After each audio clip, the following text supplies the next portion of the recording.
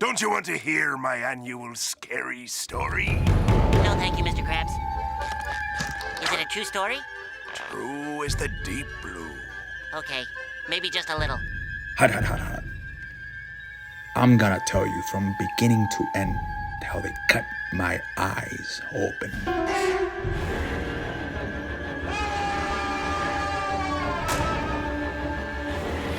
I've come for your pickle. Scaredy Pants gets easier to scare every year. Come on in, ladies. Want to roll this with these guys?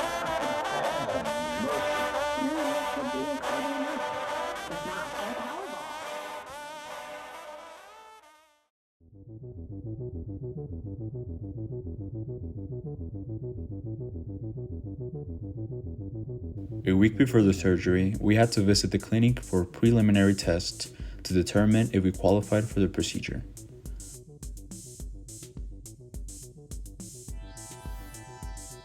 On Friday, March the 7th, 2025, me and my sister checked in at the front desk. They requested to know basic information such as the name, the date of birth, and all that good stuff. We were asked to wait for a short while. Then we were taken to the first of two small rooms for the preliminary tests. The first test was the autorefractive test. I like to call it the hot air balloon test. This machine measures your eye's refractive error. This is what they usually use to find your prescription for glasses by seeing how light waves change as they enter your eye. The balloon helps your eyes stay relaxed, stopping you from straining. The image starts blurry, then focuses and unfocuses, and it does this a couple of times. The autorefractor calibrates until it finds a good estimate of your prescription, based on how well your eyes focus on the balloon. The next test was the corneal topographer test. I was able to find it online. Most of the things I found were on Macedonian or Dutch, but that's fine. Actually, I was able to find one on eBay in case y'all want one, but essentially the corneal topographer maps your eyes in 3D. This machine provides detailed images and measurements for the cornea, helping the surgeon assess the shape, thickness, and any irregularities before the procedure. To be fair, this machine looks pretty sick. When it started running, there were all sorts of lights everywhere, some passing, some stationary, some straight through. It was just a whole show. After all that, they gave me some eye drops. I'm not quite sure what they were. It could have been a light anesthesia, or maybe something just to hydrate my eyes or something. But after the drops, they either A, touched my eye with a small stick, or B, just pointed a stick really close to my eye. Regardless, it wasn't painful, but my eyes were really numb and kind of watery from either the lights or the drops. Yeah, I ended up looking it up to see what it was. And there's basically two options. The first option, it was like the touching. It was a gentle touch to the cornea to see and measure it says intraocular pressure. Or the second, it could have just been like something to check my eye up close. So I don't know which one it was. Next up, the fan favorite, the Snellen chart. This one's one of the most well-known eye exams. This is the classic test where you read letters of different sizes. It measures visual acuity, or how clearly you can see at a distance. The results help determine if you need vision correction and establish a baseline before surgery. We first started with no glasses, one eye, then the other eye, then the whole thing again, but with glasses. Then we were moved to the second room to perform the rest of the tests. The next test was to wear the phoropter. In my opinion, this machine kind of looks like a crazy owl thing. This device is used to measure refractive errors like nearsightedness, farsightedness, and astigmatism. By looking through different lenses and responding to which ones made the vision clearer or blurrier, the doctor can determine the exact prescription needed. This machine's goal is aimed at a 20/20 vision, meaning that it will be adjusted for you to be able to reach that goal. But 20/20 is not the best vision, it's actually 20/15. But with this one, they do aim at 20/20, which is pretty good.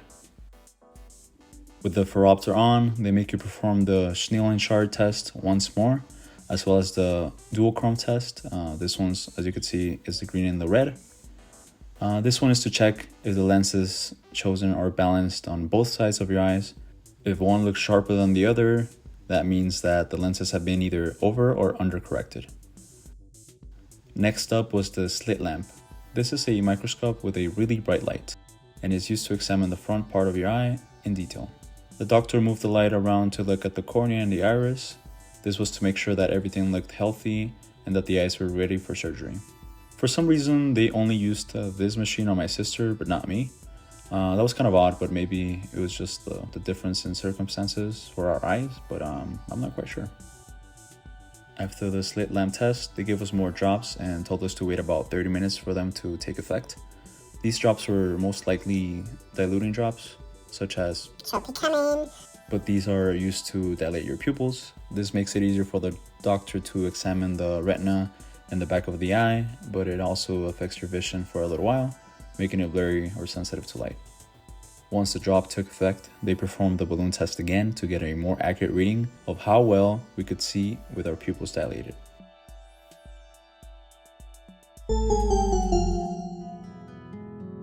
We have the operation this Friday, so I have like 4 days, and I'm a little bit nervous as to how it's gonna turn out, but hopefully everything turns out well, and at the end we can see without glasses, you know.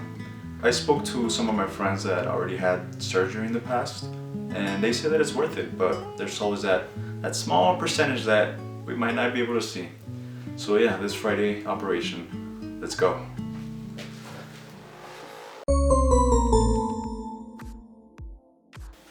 Hey, what's up guys?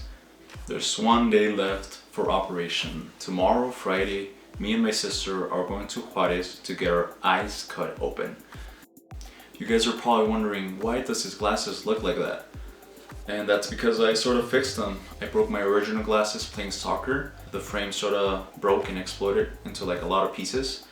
The glass actually came out of the frame and it cut a little bit of my nose. And I'll put a picture right here so you guys can see sort of what it looked like the day of. Well, there was a bunch of blood. There was like not that much pain, but it was just uncomfortable. And that sort of prompted this whole idea of LASIK surgery. I ended up looking into different alternatives, so I was able to play soccer or any other sports without having to have glasses, because like I said, it's kind of dangerous. You don't want that glass, instead of cutting your face, that it cuts your eye and you lose visibility forever. So I was like, hey, let me look into LASIK, let me see what other options there are, and this is the most fascinating one for me. I've always imagined what it was to be able to see really clearly without glasses. Throughout my whole life, I've had glasses, and it's kind of something that I wanted to get rid of as of recently. I don't know why, it just came to me. I was like, oh, I really wonder how it feels like without having to have these, or waking up and being able to see and all those good things like swimming or just anything in general. So it's just something cool that I wanted to try out. The place that we're going to tomorrow, Aris Vision, is a place that's in Juarez, and this location, the first time that we visited was this past week to get our preliminary tests to see if we were actually capable of making the operation, because some people can't. If their cornea is too thin, they won't let you do it because there's risks that come with the operation. A little bit nerve-wracking, but you know, whatever. The cool thing about going to Juarez is the price. If you compare the prices from here to prices that you have in Juarez, obviously here in the United States it's more expensive, so we decided to go with the cheaper version, because why not save some money, you know? And they are having their building remodeled, so they can't have any types of surgeries in the morning due to like restrictions or I don't know what else. So we're having our operation in the afternoon tomorrow, Friday, and it's gonna be around 4 p.m., which is kind of good in the sense that they'll make the operation around 4 or 5 p.m. They'll cover our eyes and we won't be able to see that whole night. So that's much better than having the operation in the morning and having the rest of the day suffering without being able to see. So we'll be able to save like 8 hours without seeing, if that makes sense, sleeping and all that good stuff. So I thought that was pretty cool. Also, the light won't affect us as much since it's gonna be like later down the night. And that's just another pro that comes to operating later down the night. I'm not quite sure they will let us bring the camera in. So I am planning to do some type of animation regarding the point of view that me and my sister are going to go through, which is, I was trying to make it really close to reality so you guys can see exactly like, oh, this is sort of what it looks like. On the preliminary tests at the beginning of the video, I showed some of those animations, and I'll try to do that throughout the whole video so you guys can see sort of what it's gonna be in case you or any of your friends want to get this operation as well. And I'll rate it at the end. I'll give it like a rating from 0 to 10 to see like the pain, my visibility. I'll show you guys the process throughout it. Go ahead and Like the video, subscribe, share it. if you have family members that want to get LASIK or anything. And yeah, without further ado, let's get to it. Bye. Ooh, one last thing I forgot to mention. You guys are probably not gonna see me with glasses in most of my sporting videos, but I do plan to getting glasses for show, just like To look cool, cause the glasses have been part of my personality for so long that I still want to have some different type of glasses variations. I'll put some right here on the screen because I don't know, it'd be kind of cool just to have like some cool goggles or maybe night vision, or I don't know. I just always like the gadgets, you know me. So if you guys see me with glasses and you're like, didn't this guy just get surgery? That's probably yes, but they're probably gonna be glasses. So if you guys want a link for this, these type of glasses and you want to match with me, hit me up. I'll send you the link so you guys can match. Bye.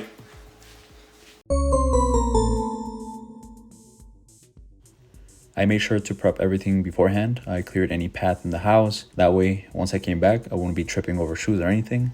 I also placed the piano in a convenient place to play because I knew I was gonna be hella bored when I came back with no sight. Then I got my stuff ready, sunglasses, water, and even some blankets to cover us just in case, since that day was super disgustingly windy. The last thing you want is dirt on your newly operated eyes. We picked up my sister, drove to Juarez, and got to the place. For some reason, we were one of the first ones there. It was around 4:30 and our scheduled time was at 5. So we just waited a little bit. And at this time, I decided to poop since I didn't know how things were gonna be after. I did my deed, then got out, and the whole place was starting to get really full. I would see like people, like so many people. We were kind of confused. We started wondering how many machines they have in the building and all that, but you guys will see why.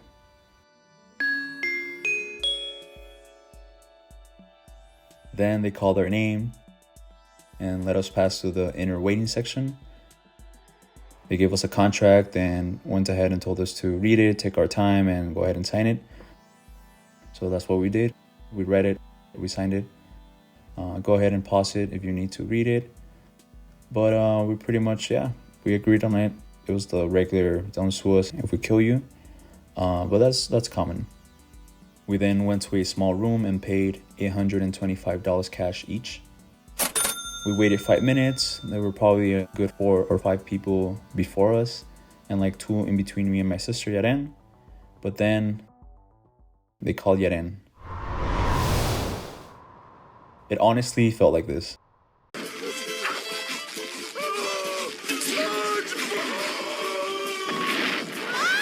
But it's fine.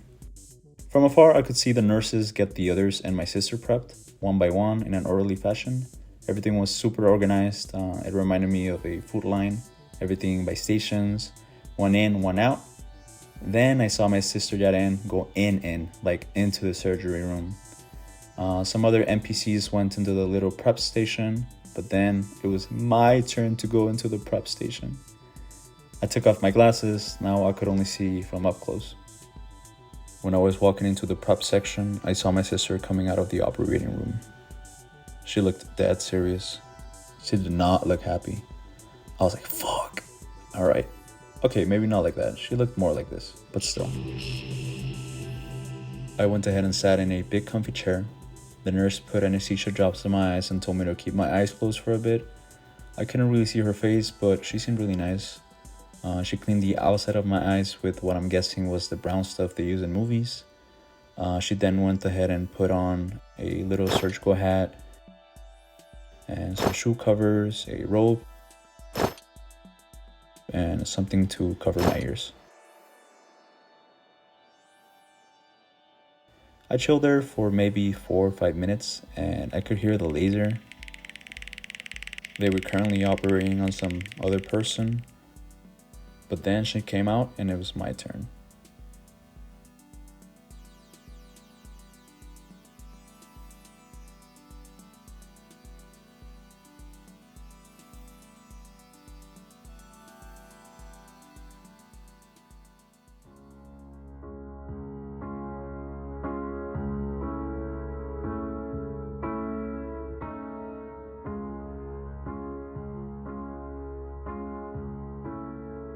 The room was pretty spacious, but the actual working zone was relatively small. Only the surgeon and his assistant were there. The surgeon was on a high chair above the reclining chair. My eyes were very numb, blurry, and filled with tears, but I could see decently up close. I went ahead and walked in. I sat down, the chair went down, and the surgeon and nurse were chilling. It was just a normal day for them. Hey, the more you tense up, the more it can hurt you. Try to stay relaxed. The surgeon said.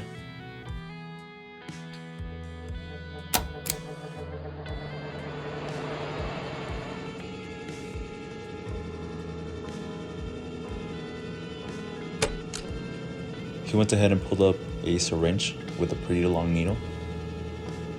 I'm gonna put some more anesthesia. At this point, I'm not sure if he either proceeded to drench my right eye with liquid anesthesia or if he actually punctured my eye with the needle. Regardless, I couldn't feel anything but the liquid coming down from the side of my face. Go ahead and look up. I am placing tape on your eyelids. Then I will go ahead and insert the eyelid speculum so you don't close your eye.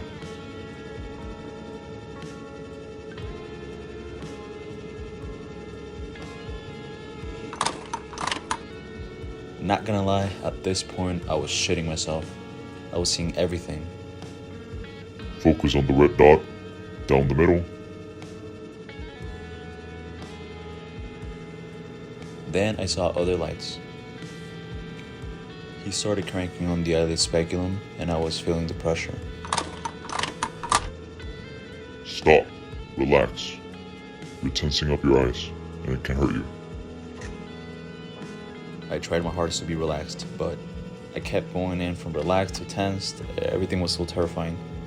In my head, I was like, damn, how am I supposed to be relaxed when you're grabbing my eye right now? He then pulled out a one-time use suction ring. I could feel as if my eye was sort of coming out of my socket. This suction ring thing helped the surgeon guide the thin blade through my eye, and I could see how the knife was slicing through the cornea. At this point, I was scared as fuck. I did not want to move or anything, but this whole thing had me tensed up. Again, I was trying to relax. After the slice happened, he carefully lifted the tab open, then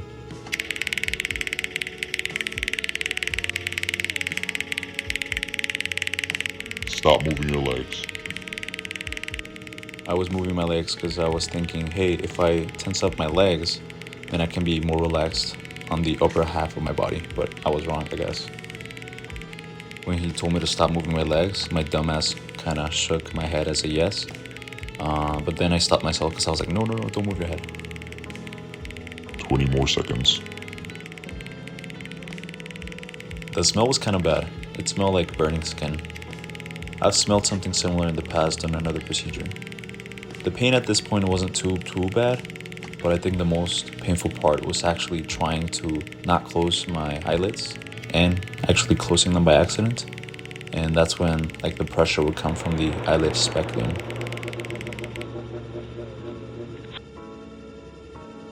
After the laser, he placed the flap back to where it was. Then he used a small brush spatula thing to seal it close. I felt like my eye was kind of gelatin. In my head, I was kind of worried that the spatula would go through my eye, but no, it's pretty sturdy. He gave my eye a few more wipes and taps with the spatula. Don't get scared. You will soon not see anything. He removed the eye suction ring, and I could see how my vision suddenly went dark. Done. Now you know what's next for the other eye. Honestly, this whole thing felt like that one scene in the Saw movie. The one where they placed a key inside somebody's eyeball. That's sort of how it felt. But like, not painful. It was not painful, but you know, more like just mentally feeling wise. Anyways, he did the same procedure to my left eye. This time I was more relaxed since I at least knew what was going on. My sister, on the other hand, had the opposite effect. She told me that she got more scared because she knew what was next, and that kind of caused her to tense up on the second half of the operation. But it just goes to show.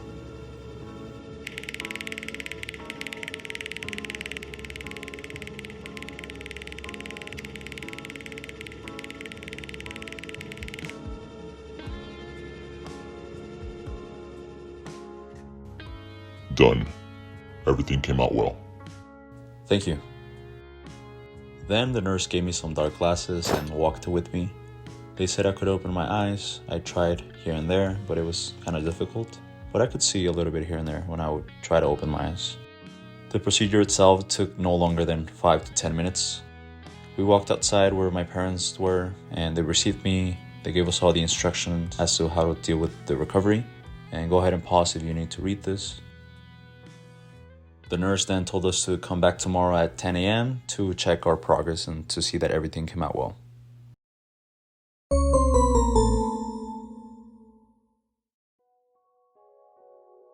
After the surgery, we had to make our way back home to the US. Since the procedure was done in Mexico, we had to wait in the border crossing line to re-enter the country. The wait felt longer than usual, especially with our eyes still sensitive and adjusting after the surgery. And overall, traveling back was the worst part. The anesthesia started to wear down, the pain and the itching started to get worse. We were in the line somewhere, I'm not sure where, but we asked my mom to walk to the closest pharmacy, which was pretty close, to get us some over-the-counter pain medicine, while my dad stayed in the car driving. My head was hurting, although I think the headache was from before. Then my eyes started burning. My mom got back and we took 2 tablets for the pain. It was really bad because I felt like I really needed to rub my eyes. It literally felt like someone had placed staples on our eyes. It wasn't really painful, but more like super really uncomfortable. And a bit painful. I felt really vulnerable without being able to see, without being able to do anything about it. Usually when I have pain like injuries or a visit to the dentist or anything else, I can always just get lost inside my head and think about something else. But this time I couldn't because the pain was in my head. I felt like my eyes and my brain were connected and I couldn't really escape it. It's super weird to explain. I started grabbing the top of my head as a method for relaxing since I kept wanting to tense up my eyes to get rid of whatever was in there. We were specifically told not to rub our eyes or tense up our eyelids or anything, which was super counterintuitive. The head massage holding thing seemed to work a bit here and there. That was one of the few things that seemed to help. I also tried getting distracted by drinking water. I would play with the water in my mouth for a few seconds, and that also helped, but only for 5 seconds. But desperate, those 5 seconds were great in that long car ride. I was literally taking sips of water just to get distracted for a few seconds at a time. The whole time, we would try to open our eyes to blink, since that's what the nurse told us to do. This was done so our eyes wouldn't shut closed due to the tears. It honestly felt like this scene. Hey, get up. Hey, come on, buddy. I want to go home. Come on, pal. My head. Every time I would open my eyes, a bunch of tears would come out, but the tears felt empty. The whole thing does feel like when you cry a lot and your eyes feel heavy and with a headache. At this point, I did not know this, since it's not like I could read the instructions or the purposes of each of the teardrops that they assigned for us. And yes, I'm foreshadowing for the future. Anyways, I just wanted to get home and be able to put some lubricant in my eyes. I knew this would help, but in the car I was not gonna be able to do it, so I just had to wait. I'll be completely honest with you guys, at this point on the operation, on the waiting in the car, I was regretting getting the surgery done. Not being able to flinch or press my eyes or rub them or tense them or anything was eating me up. I like to think that I have a strong will, but not even that was keeping me from doing it. The only thing keeping me from rubbing my eyes was thinking that if I did, then the things would get 100 times worse. The sun wasn't helping either. It It was hella annoying even with dark glasses on. We bought some hot dogs while we waited to cross over. I wanted a corn dog. That's fine. And we tried to eat blind. This was really funny because I could just hear my sister struggle to eat since she ordered it with everything. What a noob. Right about then is when I think the medicine started to take effect. Thank God. We ate, crossed over, and drove home.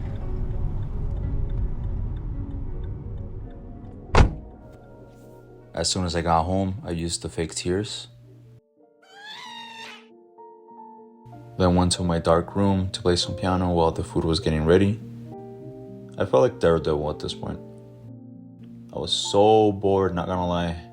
I had grown accustomed to reading or watching videos or texting friends or anything. But yeah.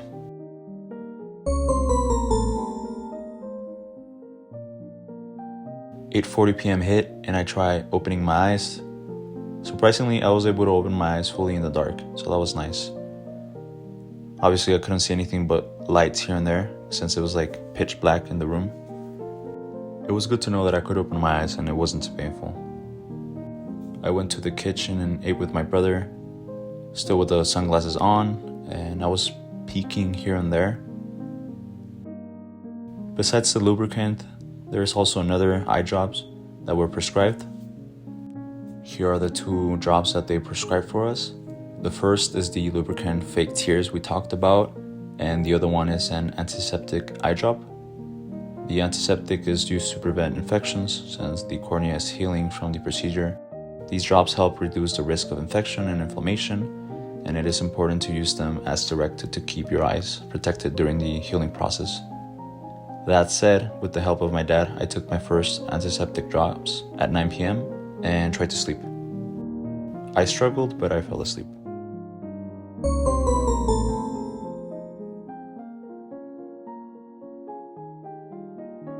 It was 1 a.m. My dad woke me up, and since I couldn't really look at my phone or see any screens at this point, for me it felt like 1 hour had passed. I was really exhausted. He went ahead and put another drop on each of my eye of the antiseptic, then left. Since it was pitch black, I could open my eyes really good now. The pain and discomfort were not there anymore. It was great. At this time was when I randomly saw a strip of light in my room. I had never seen that so clearly in my life before. I tried to go back to sleep, but I couldn't.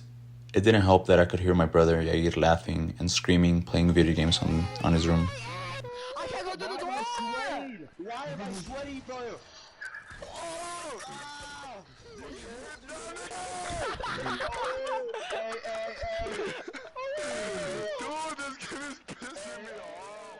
But I finally fell back to sleep. 5 a.m. rolled around. Again, it felt like 1 hour had passed. Another round of antiseptic. I attempted to put my own drops now. It was a bit of a failure at first, but I started to get the hang of it. I chilled in my room and I couldn't sleep anymore. My vision cleared up a bit more, and now I noticed the room through the mirror. This was super bizarre because the room seemed so clear. I was thrilled and decided to explore the house a bit. Things seemed clear yet blurry. I couldn't sleep anymore. I was zoning in and out, and I mostly stayed awake, but then I passed out.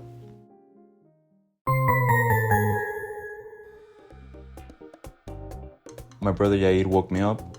I got ready by the touch since the day was really bright. I was chilling for the most part. I could now see with dark glasses even though it was bright. Still a bit blurry though, but that's fine. I went outside with my eyes closed. It was bright. A few minutes later, I got in the car and my eyes started itching bad. I covered myself with a blanket. It made it a bit better, so I stayed that way for the whole car ride. We picked up my sister, then drove there. We got there and then checked in, waited a little bit, and then they checked us with the balloon test once more. After that, another doctor checked us with the slit lamp on her office. She saw I was struggling to open my eyes, so then she gave me more fake tears. Looking back, I thought it was the sun, but no, my eyes were just super dry and needed to lubricate them. That's why it was kind of burning so much. It was much better. Then I performed the test of this snailing chart thing again. I could see the big letters and several of the other ones, which was a huge improvement since before without glasses. I could barely see the big E letter. She did say that right now my eyes were swollen and that my eyes still need more time to recover to get better vision. It takes approximately 3 months to reach the desired outcome, but that I should try to keep my eyes open throughout the day and that would help. The doctor said that now I could do most activities normally, shower with normal running water, just no soap or shampoo directly on the ice. I could be outside, just obviously being careful with the wind and the dirt. No extreme sports or anything heavy lifting wise.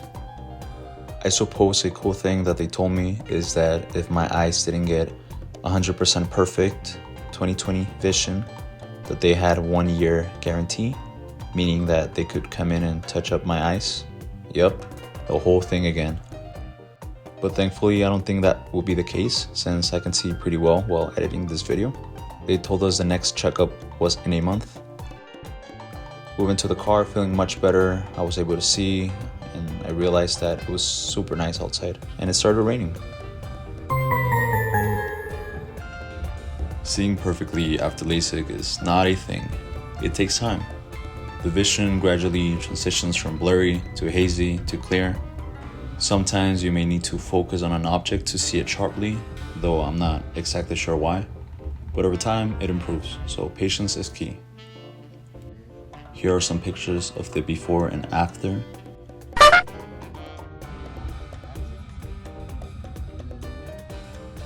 This is caused by small blood vessels that ruptured during the procedure when they used the eyelid speculum to hold my eyelid open. It is completely normal and it should fade away as you heal. My sister actually called me one of those days because she was worried about a similar blood mark on her eye. However, hers was closer to the pupil, while mine was more towards the top of the eye. It was reassuring to know that it's a common occurrence. A couple of days after the surgery, my vision was still kind of hazy, sort of like vibrating. At the beginning of the day, one of my eyes felt like I had an eyelash in there, but by 1 p.m. it felt much better. This will happen often. Randomly, sometimes, you will feel like you have a small something in your eye. Boy, if you don't get your squiggly diggly head. A ver, ¿qué van a querer? Yo quiero de rojo. Yo también quiero de rojo.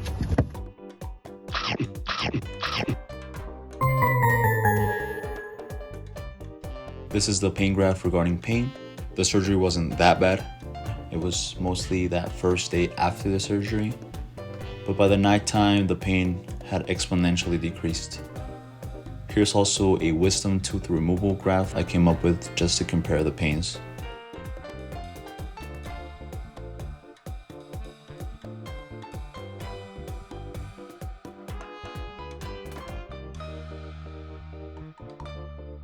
Would I do it again? I like to think about it like a marathon. You're optimistic beforehand, but during, when it's really difficult, you want to quit. But once you finish the whole thing, you are happy and satisfied. It was a small risk for a possible great reward. Some people think that you won't ever need glasses after LASIK, but that's just a misconception. While LASIK can significantly improve your vision, it doesn't guarantee perfect sight forever.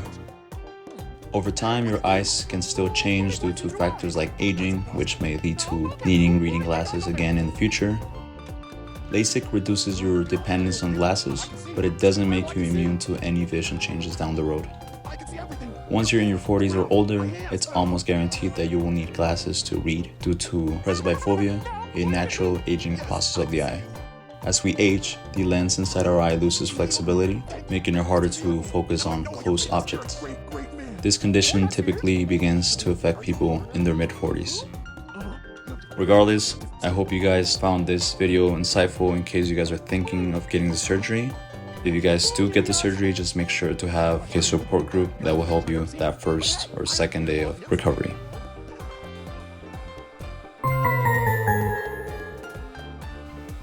Hey, what's up guys? Yes, today is very windy. It's been 4 days since my surgery. As you can see, I'm able to see from both eyes, and currently I have no pain. The first day was the only painful day, to be honest, but the rest was mostly just trying to get used to actually seeing without my glasses.